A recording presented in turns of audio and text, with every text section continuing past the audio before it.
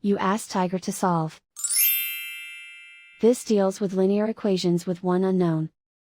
The final result is w equals -5. Let's solve it step by step. Simplify the expression.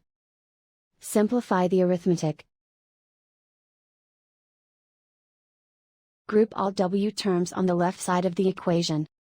Subtract 4w from both sides. Group like terms. Simplify the arithmetic. Group like terms. Simplify the arithmetic. Group all constants on the right side of the equation. Subtract 27 from both sides. Simplify the arithmetic.